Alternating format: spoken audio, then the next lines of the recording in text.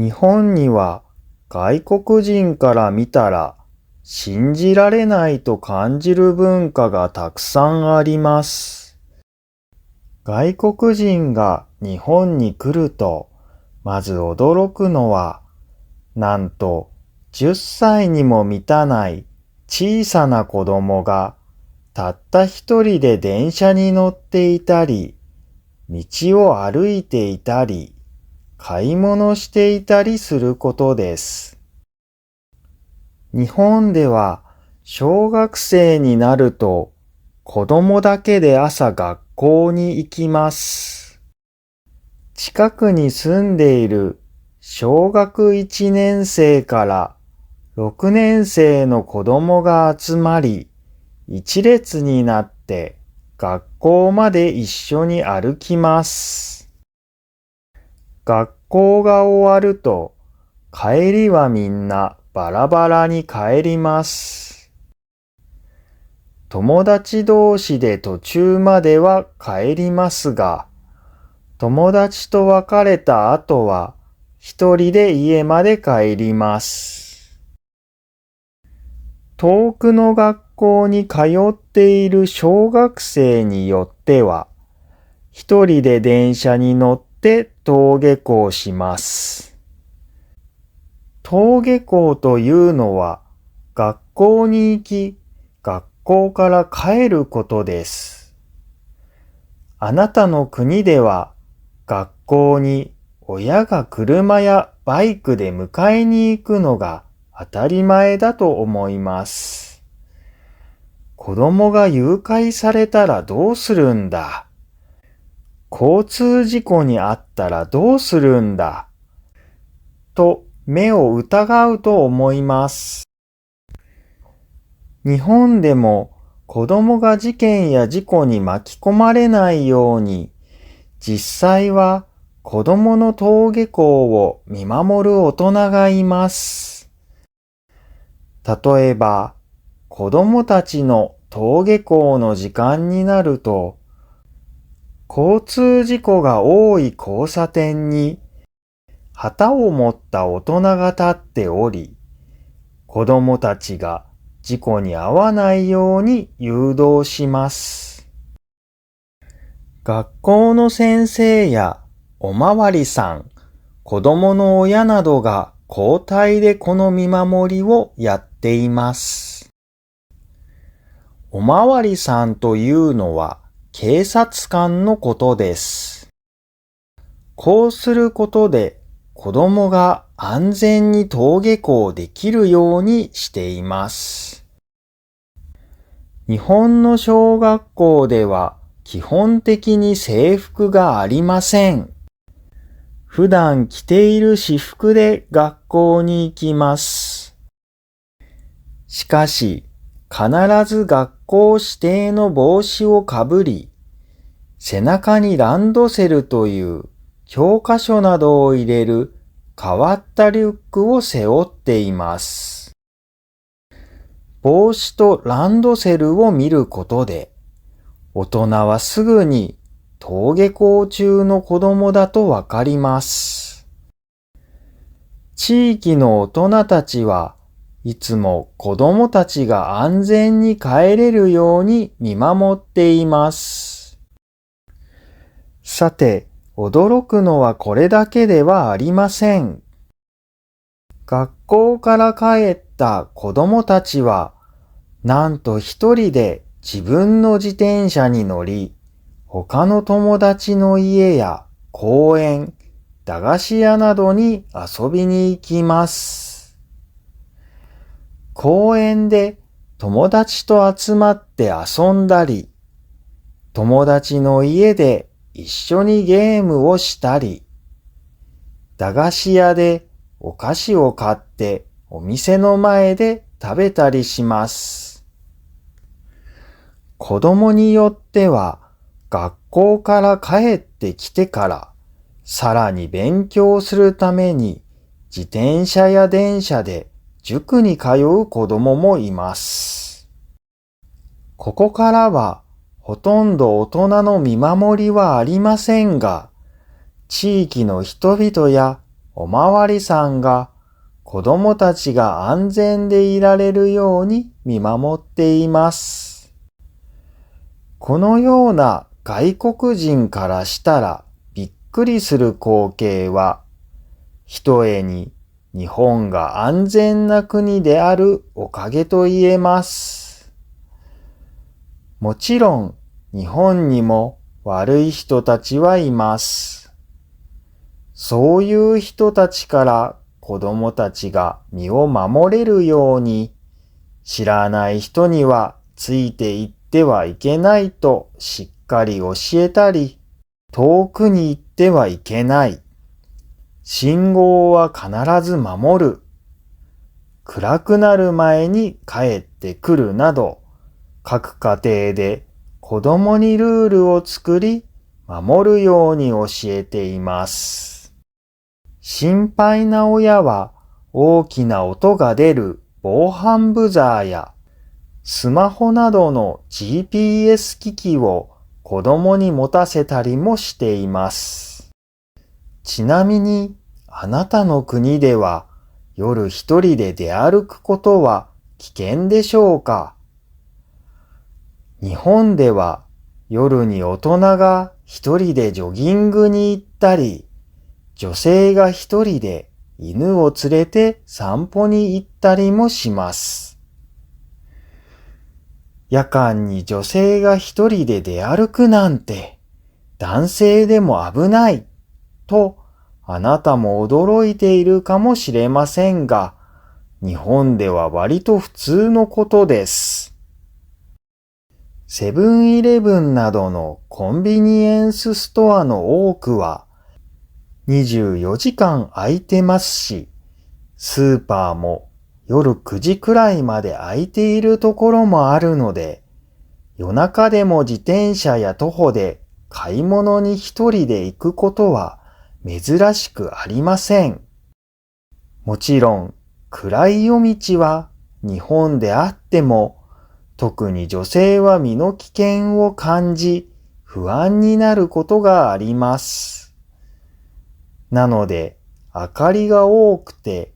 広い道を歩くなど多少は気を使います。ただ仕事や家事で日中忙しい人は軽い運動やダイエットを兼ねて夜に散歩やジョギングを行ったりします。これは街灯が多く、夜でも道が明るい場所が多いことや、日本が比較的安全な国だから行えることでしょう。さて、先ほどから話しているように、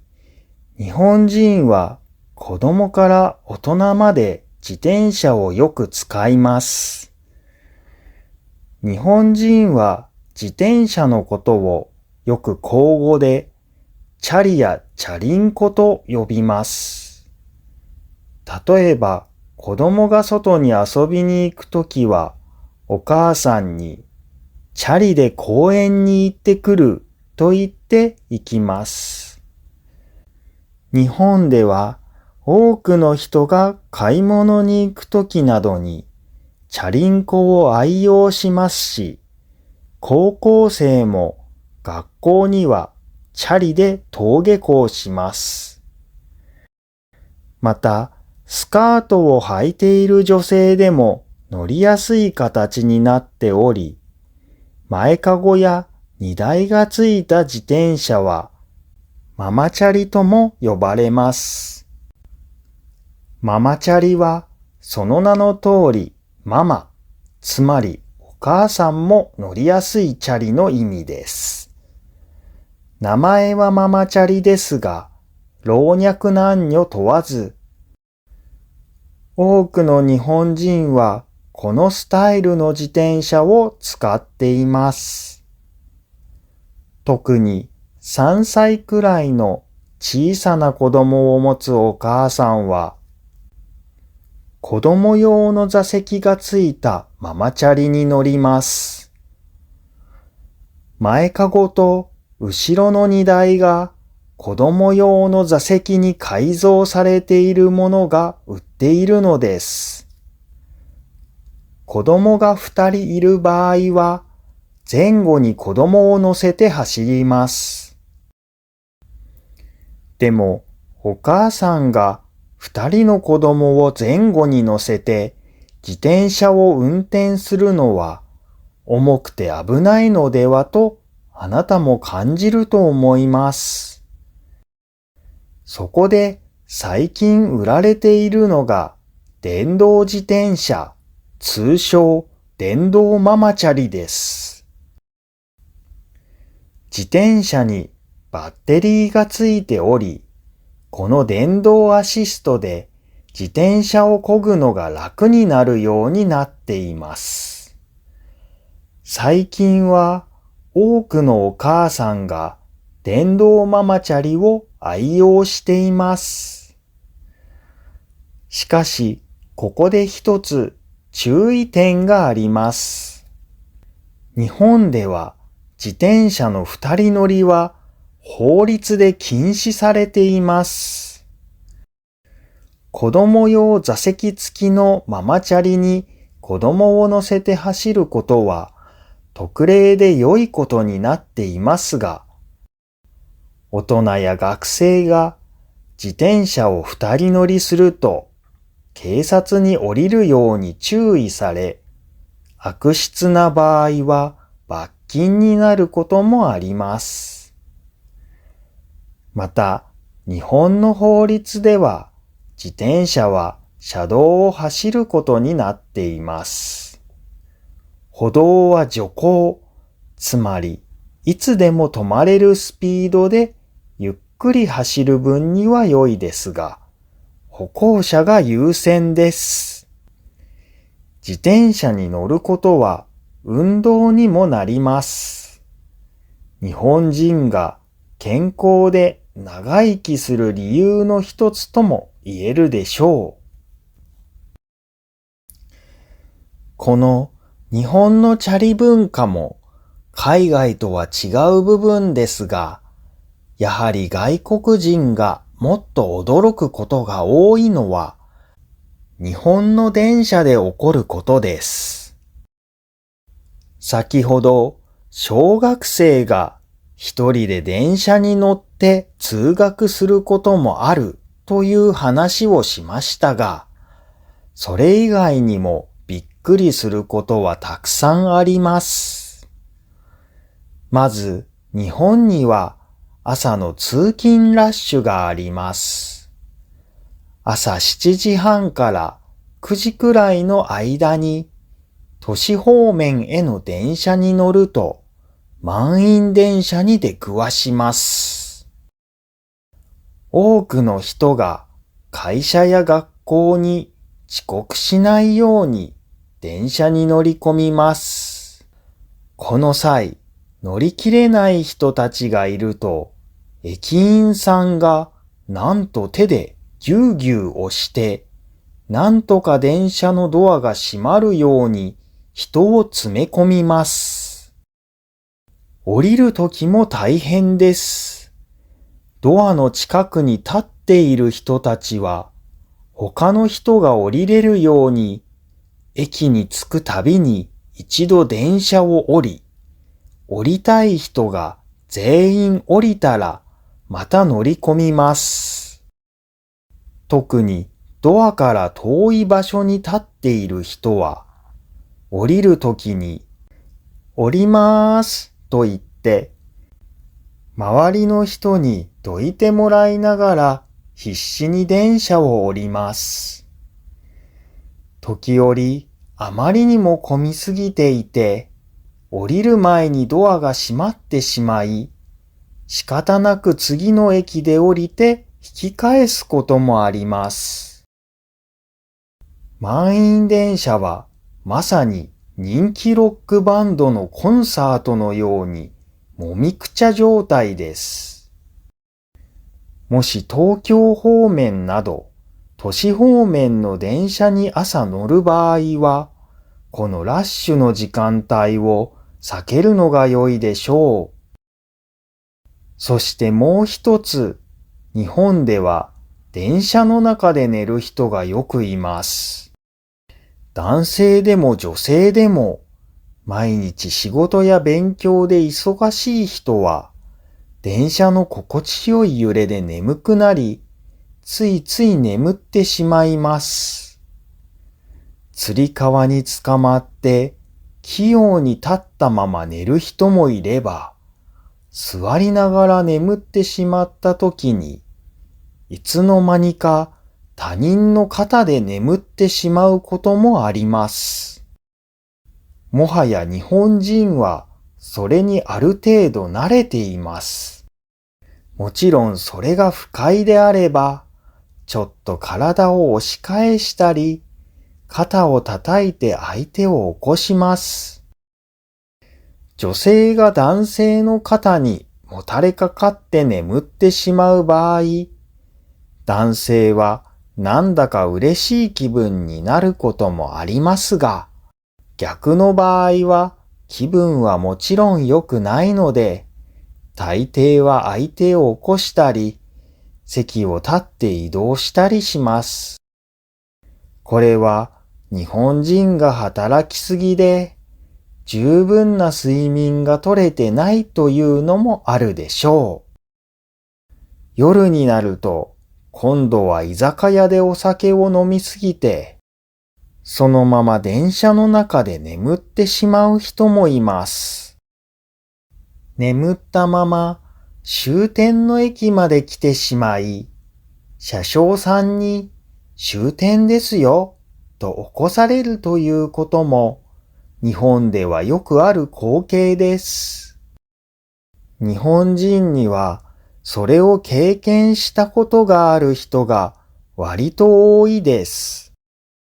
そして日本の電車では静かにするというマナーがあります。まず電車やバスの中では携帯電話で通話をしてはいけません。必ず携帯電話はマナーモードにし、着信音などが鳴らないようにします。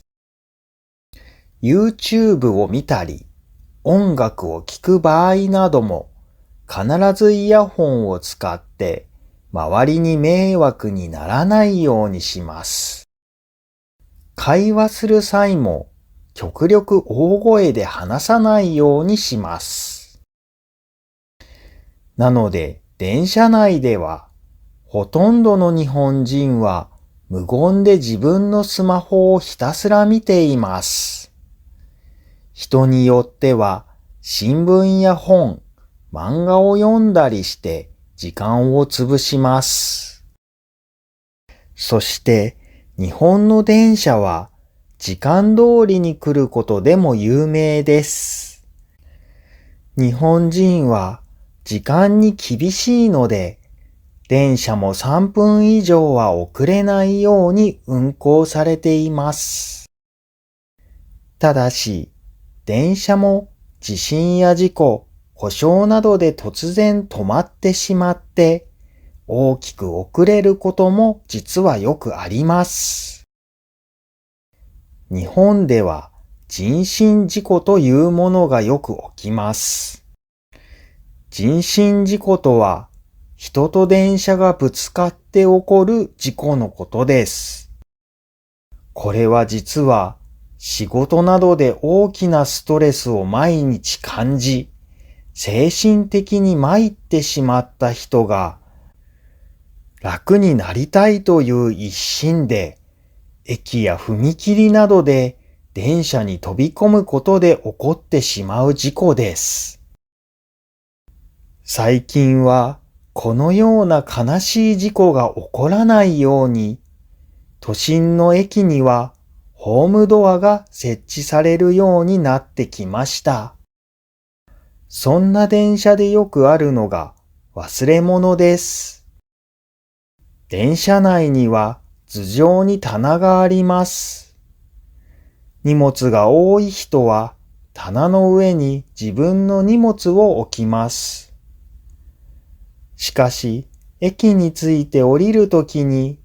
この荷物を置いたまま降りてしまい、気づいた時にはもう電車は去ってしまったなんてことがよくあります。もしくは駅や電車の中に限らず、財布やスマホ、鍵など大事なものを落としてしまうことが誰でもあります。しかし日本だとそのなくしたものが帰ってくることが多いと外国人はよく驚きます。まず電車や駅で忘れ物や落とし物をしてしまった場合は駅員さんに聞きます。すると忘れ物センターがある駅を教えてくれます。その忘れ物センターがある駅に行き、忘れ物センターでなくしたもののことを伝えると、大抵は自分がなくしたものが戻ってきます。電車は終点の駅に着いた時に、毎回車掌さんが車内に残された忘れ物をチェックしています。そして見つかった忘れ物はこの忘れ物センターに預けられます。ショッピングモールでトイレに携帯などを忘れた場合も、まずはインフォメーションと書かれたところに行き、聞いてみると良いです。見つかった場合は連絡してくれます。もしこれらの場所で見つからなかった場合は交番に行きます。交番はおまわりさんが24時間駐在しているところです。多くの日本人は財布や携帯電話、免許証やパスポートなどを拾った場合、交番や駅に届けます。その時に交番にはあなたのなくしたものが届けられていなかった場合、おまわりさんに遺失届を出しますかと聞かれます。この遺失届という紙をその場で記入すると、後で見つかった場合、あなたに警察が連絡してくれます。日本では実際に外国人観光客も何かをなくした際、この方法で無事戻ってくることが多く、驚くことが多いです。もちろん、現金をそのまま落としてしまったような場合は、誰が落としたのかを特定することができないため、戻ってきません。しかし、財布やカバンを落とした場合は、中身そのままで戻ってくることが多いです。ちなみに、多額のお金が入った財布を落とし、交番でその財布が戻ってきた場合、拾ってくれた人にお礼として1割ほど払うこともあります。1割とは 10% のことです。2割なら 20% です。よく日本ではこの1割、2割という言葉も使うので、ぜひ覚えておいてください。例えば、スーパーで食品に5割引きと書かれたシールが貼ってあった場合、その商品は 50% オフということです。スーパーに行くと、刺身などの生で食べるための食品が売られています。日本人が生で様々なものを食べることも外国人にとってはびっくりすることでしょう。日本人は卵、刺身、山芋などをよく生で食べます。日本人は生卵をご飯にかけて食べるのが好きです。生卵に醤油をかけ、箸で溶きほぐします。それをご飯にかけて食べます。これを卵かけご飯と呼びます。これ以外にも生卵を牛丼やうどん、ラーメンなどに乗せて食べることもよくあります。海外の人は日本人が生で卵を食べることに驚きますが、日本の卵はとても新鮮です。まず、賞味期限がたったの2週間しかありません。海外で卵を買うと、賞味期限が1ヶ月以上あり、また常温保存することも普通だと思います。しかし日本では冷蔵庫で保存します。新鮮な卵を使っているから生でも食べられるのです。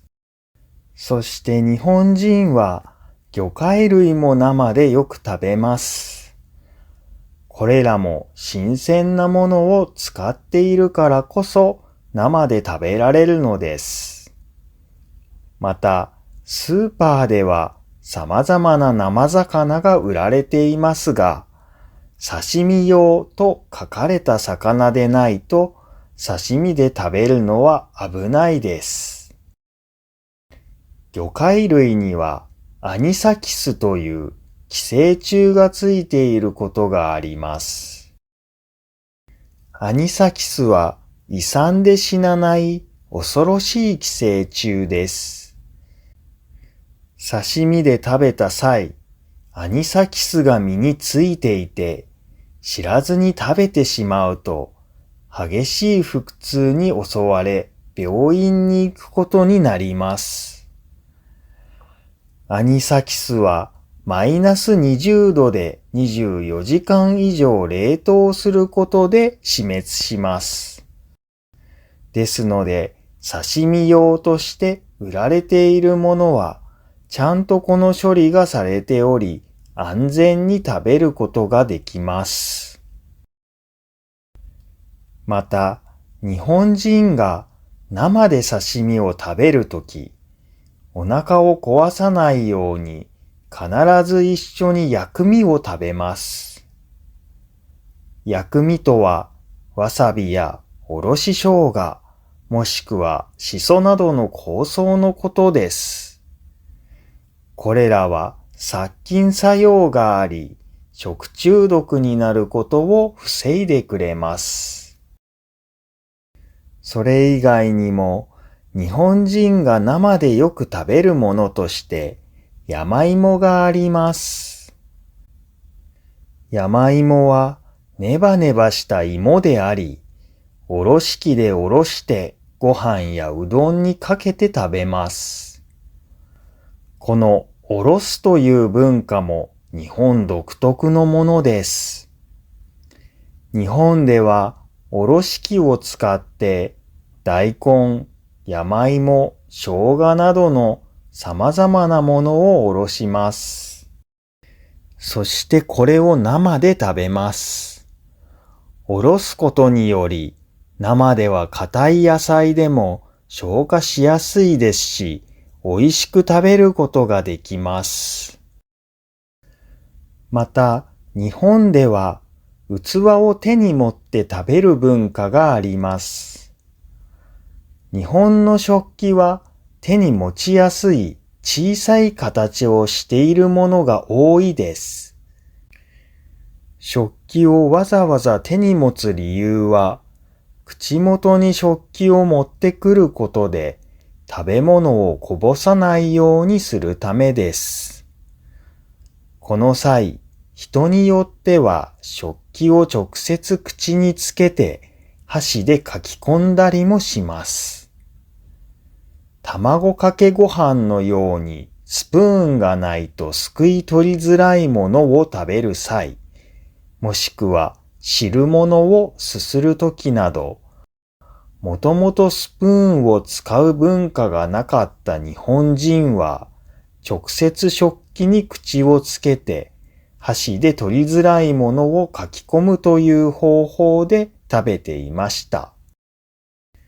ただ、日本人も箸では取りづらいものは、スプーンやフォークを使ってよく食べます。特にカレーライス、チャーハンなど、海外から入ってきた食べ物は、スプーンを使って食べます。そして日本には、音を立てて食べるという文化もあります。例えば日本人は、蕎麦やうどん、ラーメンなどの麺類を食べる際、ズルズルという音を立てながらすすって食べます。これは単純に麺類はすすった方が食べやすいからというのがあります。ただこのすする音というのは外国人にとってはとても不快な音だというのは日本人も最近は理解しています。なので極力音を出さないようにして食べる人は増えてきています。他にも日本人は熱いお茶を飲む際、ズズズッと音を立てながら飲みます。なぜかというと、日本のお茶というのはとても高い温度で入れられます。熱いお茶を飲む際、口の中に空気も一緒に入れないと熱すぎるので音を立てて空気を一緒に吸い込みます。この時にズズズという音が出ます。もちろん冷たいお茶であればズズズという音は出さずに普通に飲みます。また日本人には一粒残さず食べるという考え方があります。日本人は食べ物を残すことを嫌がります。例えばお茶碗によそったご飯は一粒残さずきれいに食べます。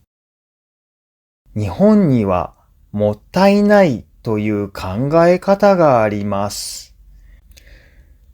特に昔、貧しかった時代はお腹いっぱい食べれなかった人たちもいたので、食べ物を残したり捨てたりするということはとても良くないことという教えがありました。実際にテレビ CM でももったいないお化けという CM が昔は流れていました。食べ物を残すとその夜、もったいないお化けが出てきて、あなたを怖がらせますよ、という CM です。日本人は食べ物を大切にしましょうという考え方を強く持っているので、出された食べ物は極力全部残さず食べるようにします。日本人は生で魚を食べるのも好きですが、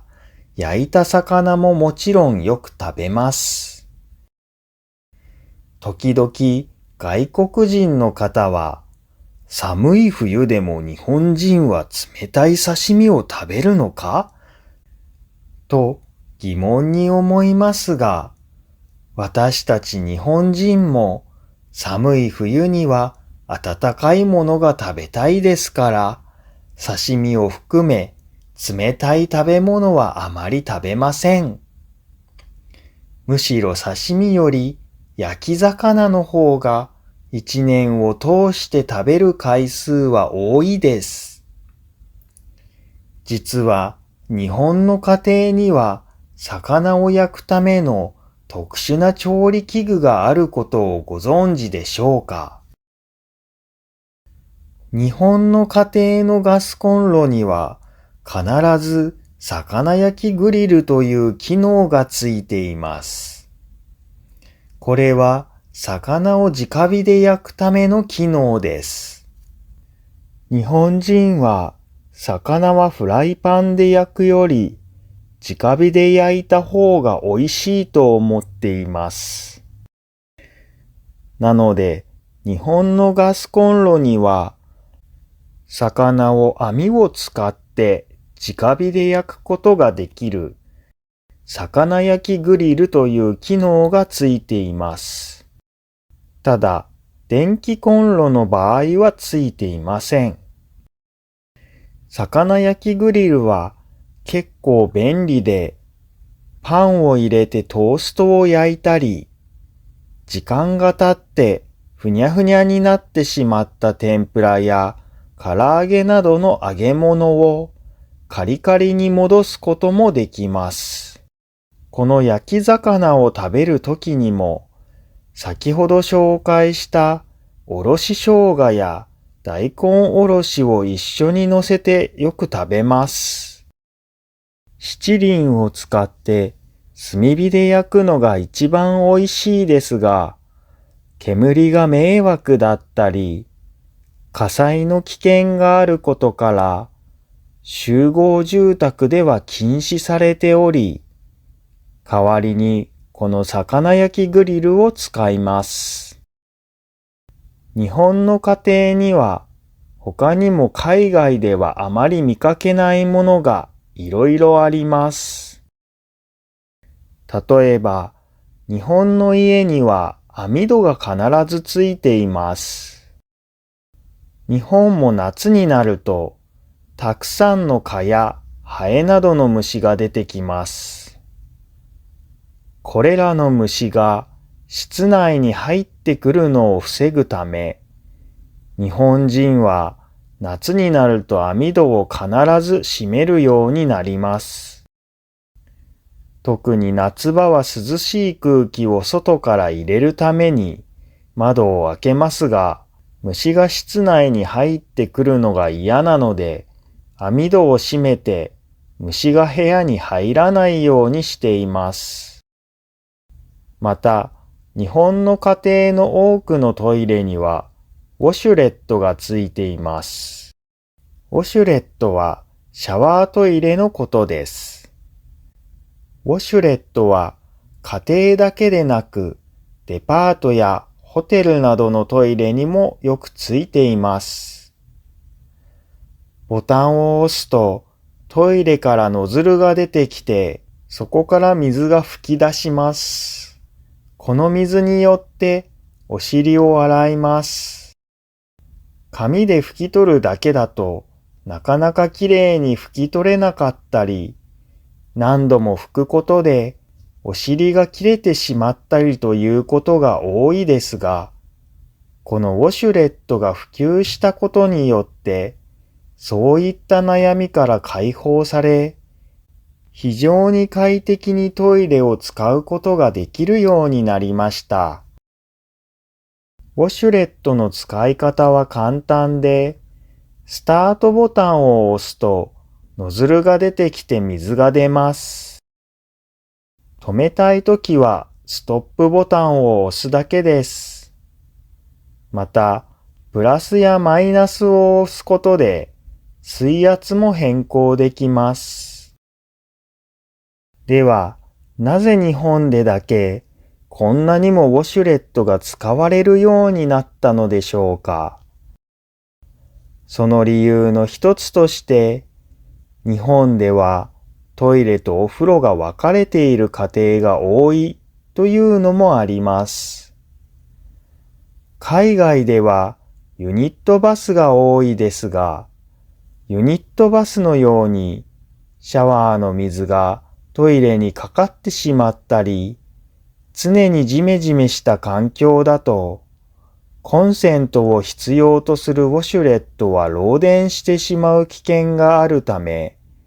設置が難しいです。ただし、日本のホテルは工事をすることで、ユニットバスでも使えるウォシュレットを設置しています。また、日本のトイレはウォシュレットに加えて暖房便座機能も一緒についています。日本の冬はとても寒いです。トイレに入った際、便座に座ると、便座がひんやり冷たいので、とても嫌です。なので、日本では冬になると、暖房便座のスイッチをオンにします。こうすることで、便座が電気の力で暖かくなり、冬でも快適にトイレを使えます。暖房便座がついていない家庭では、よく便座に布でできたカバーをつけます。これも冷たさを感じないようにするためにつけられます。寒い冬に日本の家庭で見かける奇妙なものといえばこたつでしょう。こたつはテーブルに布団をかけ、テーブルの裏に電気式のヒーターがつけられたものです。日本人は冬の寒さをしのぐためによくこのこたつを使います。部屋で過ごすときにこたつに足を入れておくことで下半身を温めることができます。ポカポカ暖かく、座っていてとても心地よいので、よくこたつに入ったまま寝てしまう人がいますが、風邪をひいたり、やけどをしたりする可能性もあるので、こたつで長時間は寝てはいけません。また、日本の家庭のお風呂には必ずバスタブがあります。日本は温泉で有名な通り、日本人には湯に浸かるという文化があります。日本の家庭では、特に寒い冬はバスタブにお湯を入れ、毎晩湯に浸かります。冬でなくても体が疲れを感じたときに10分程度湯に浸かります。湯に浸かることで血の巡りが良くなり、疲れが取れやすくなったり、体の痛みが取れたりするからです。スーパーや薬局に行くと、入浴剤という粉が売っています。これを湯に入れると、お湯の色が黄色や緑に変わり、花や柚子などの香りがします。また、体に良い成分も入っており、家で温泉のような気分を味わいたいときに使います。さて、このバスタブのお湯ですが、例えば家族4人で暮らしている場合は、4人が交代でお風呂を使う際、バスタブのお湯はその日は変えません。複数の人で同じお湯を使うのは汚いのではと感じるかもしれませんが、そうならないように先に体をよく洗ってから湯船に入ります。そしてお湯はだんだんと冷めていってしまいますが、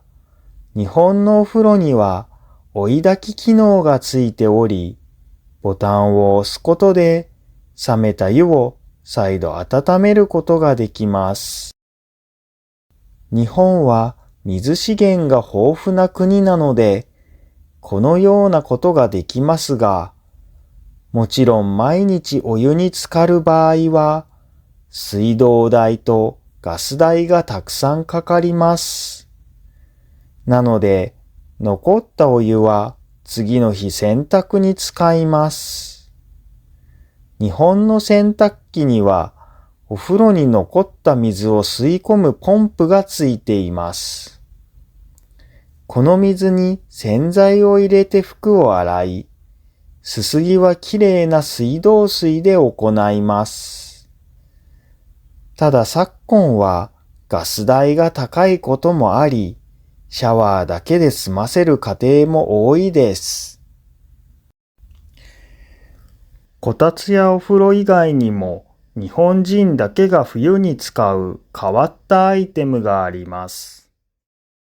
それは北海炉や使い捨てカイロと呼ばれるものです。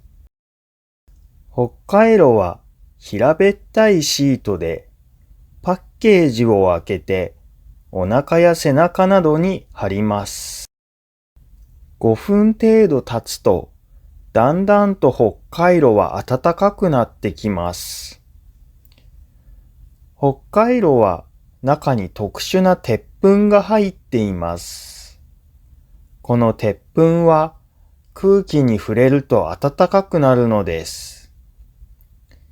持続時間は8時間程度です。温まらなくなったら捨てます。日本人は真冬に外出するときは、よくこの北海炉を体に貼って出かけます。特に冬でも外で働く人にとっては必需品です。北海炉は薬局や100円ショップ、コンビニなどで買うことができます。次に日本人が必ず持っているものとして、印鑑があります。印鑑は口語でよくハンコと呼ばれます。どの家庭も必ず自分の名字のハンコを持っています。ハンコは銀行で口座を作ったり、クレジットカードを作ったり、宅配便が来て受け取る際に押したりなど、本人確認が必要な場面で使われるものです。実は多くの家庭ではハンコを複数持っています。日本では宅配便が来て荷物を受け取るときにハンコかサインを求められることが多いです。この際、シャチハタと言われるインクが内蔵されているハンコをよく使います。このシャチハタと呼ばれるハンコは手肉が必要ありません。蓋を開けたら何度でも連続で押すことができるとても便利なハンコです。宅配便が来たときは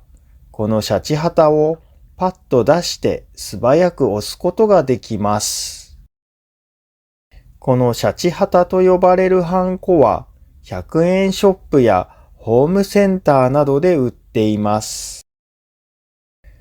ハンコが並べられた棚があるので、そこで自分の名字のハンコを探します。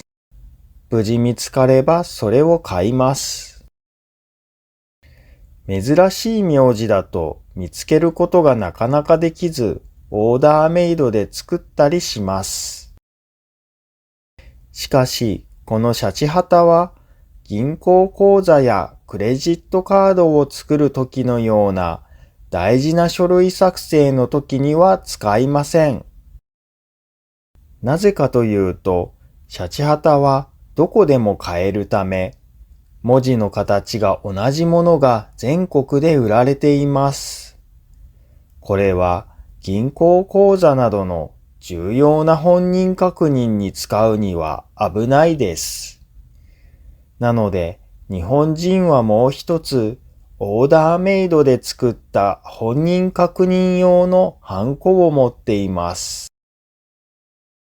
ハンコ屋さんに自分の名字のハンコを指定した書体で作ってもらいます。昨今はインターネットでオーダーして作ってもらうことが多いです。オーダーメイドなので、世界中でこのハンコは一つしか存在しないため、本人確認として使えます。ただ、昨今はハンコではなくサインでも良いというところも増えました。宅配便もサインで大丈夫です。また、外国人でも簡単に自分だけのハンコが作れるハンコ自販機がドン・キホーテなどの量販店の一部店舗にあります。このハンコ自販機を使うと、自分の名前を入力して文字の形を選ぶだけで、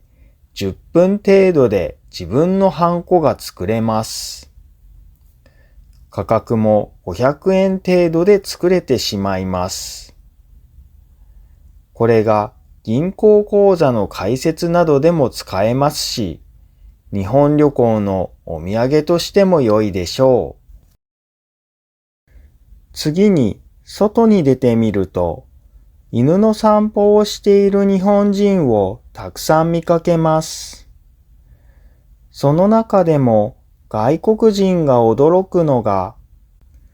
小さな犬をベビーカーに乗せて散歩している人をよく見かけることだと思います。大きな犬であれば、通常はリードをつけて犬と散歩します。この散歩中、犬はいろいろなところでマーキングをしたり、糞をしたりします。その際、飼い主が尿であればペットボトルの水で軽く流したり、糞であれば持ってきたビニール袋で拾って持ち帰ります。小型犬の場合、このマーキングをさせないために、ベビーカーに乗せていることが多いです。もしくは、単純に小型犬は、長い距離を短い足で歩き続けるのは大変だったり、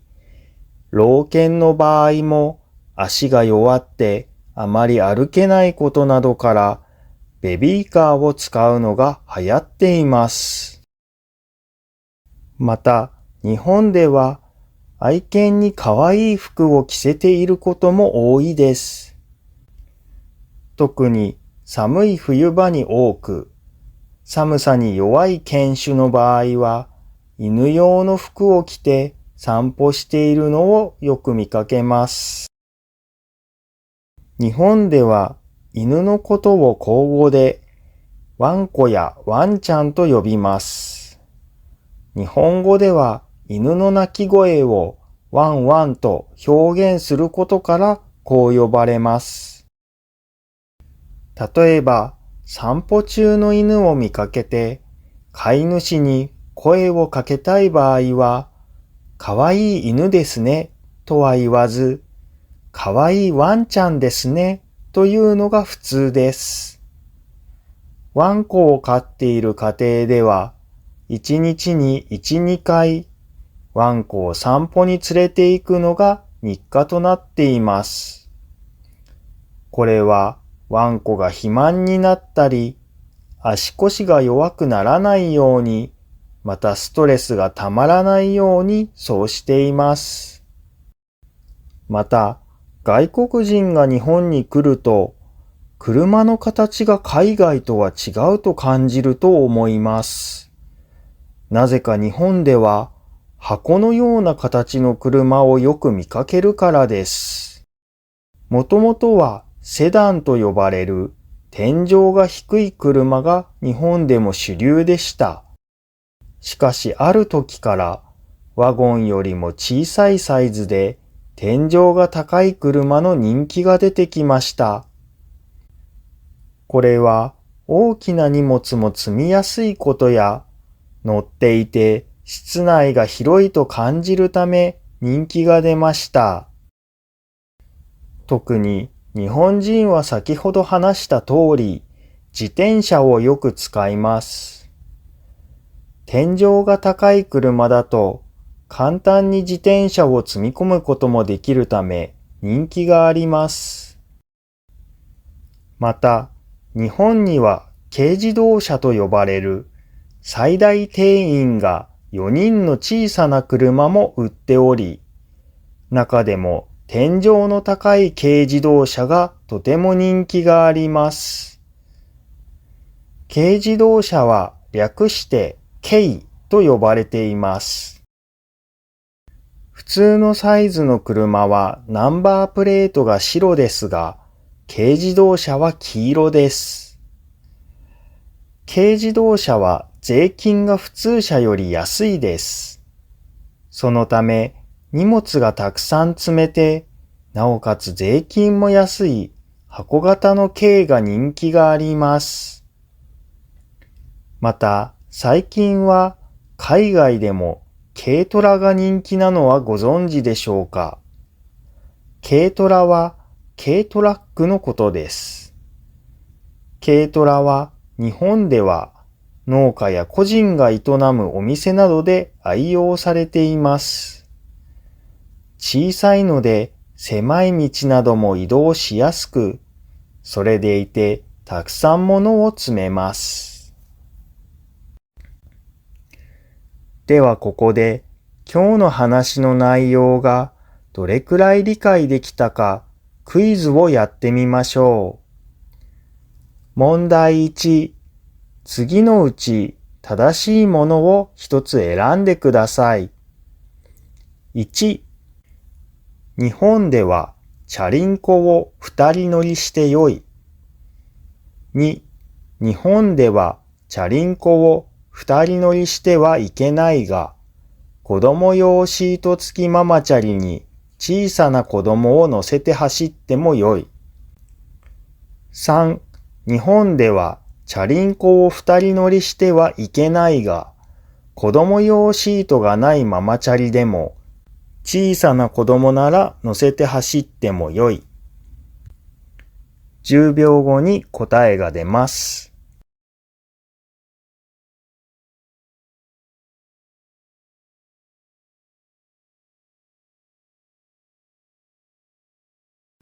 正解は2番の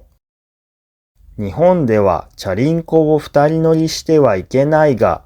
子供用シート付きママチャリに小さな子供を乗せて走ってもよいでした。1番は日本では2人乗りは法律で禁止されていますので、やってはいけないことです。おまわりさんに注意されます。3番は子供用シートがないと子供であっても2人乗りはできませんので、これも×です。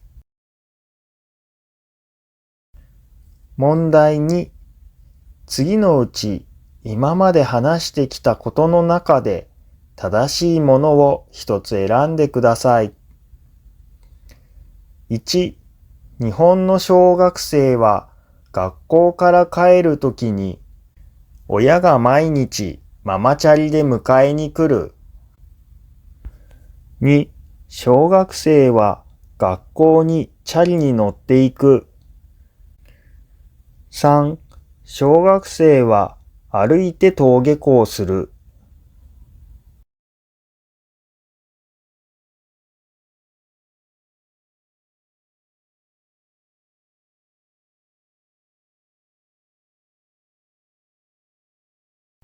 正解は3番の小学生は歩いて登下校するです。登下校というのは学校に行くことと学校から帰ることを意味します。日本にも学校が遠い子供に自転車で通学を許している小学校も確かにありますし、親が迎えに来る学校も一部あります。ただし、今回話した内容では歩いていくという話をしていますので、3番が正解です。問題3、次のうち今まで話してきたことの中で正しいものを一つ選んでください。1、日本人は寒い冬でも我慢して刺身を一年中食べる。2、日本人は魚を焼くときは七輪で焼いてよく食べる。3、刺身を買うときは刺身用と書かれたものを買う。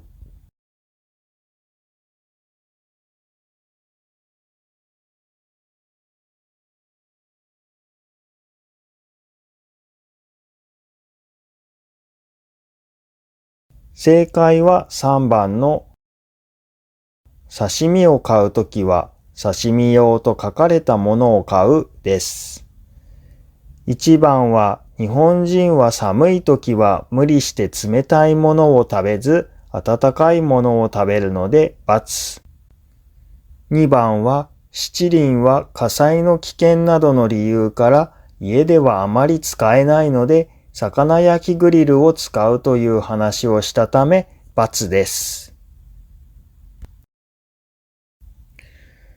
問題4、次のうち正しいものを一つ選んでください。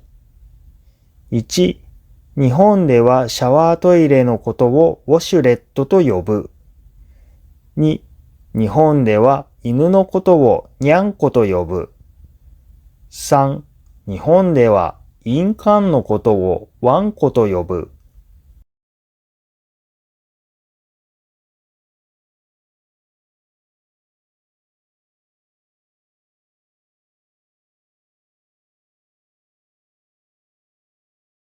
正解は1番のシャワートイレのことをウォシュレットと呼ぶです。犬のことはワンコ、印鑑のことはハンコと呼びます。